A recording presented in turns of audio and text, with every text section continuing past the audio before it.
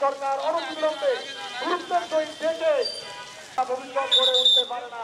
যে শিক্ষা ব্যবস্থার যে সমস্ত গলদ রয়েছে এবং যে সমস্ত শিক্ষা ব্যবস্থায় এই সমস্ত গলদ পরিহার করে আমরা প্রথম শ্রেণী থেকে দ্বাদশ শ্রেণী পর্যন্ত ধর্মীয় শিক্ষাকে বাধ্যতামূলক করার জন্য আমরা জোর দাবি জানাচ্ছি। শিক্ষক হিসেবে প্রত্যাশা করছি বাংলাদেশে আমরা আদর্শিক মূল্যবোধের ভিত্তিতে ধর্মীয় শিক্ষা বাধ্যতামূলক করার মধ্য দিয়ে নতুন প্রজন্মকে আমরা আবু সাইদ মুগ্ধ, হাফেজ রায়হান, আইমান, তানভিনের মতো দেশপ্রেমিক ছাত্র তৈরি করতে চাই, যারা সকল ক্রাইসিসে নিজের জীবন উৎসর্গ করে বাংলাদেশ সহ গোটা বিশ্বে একটা নজরানা পেশ করবে যে কোনো বৈষম্য থাকবে না। এরকম ছাত্র আমরা তৈরির একটা প্রত্যাশা করছি। এর জন্য প্রথম প্রয়োজন একটা শিক্ষা ব্যবস্থার আমূল পরিবর্তন, যেখানে নৈতিক শিক্ষা গুরুত্ব পাবে, ধর্মীয় শিক্ষা গুরুত্ব পাবে।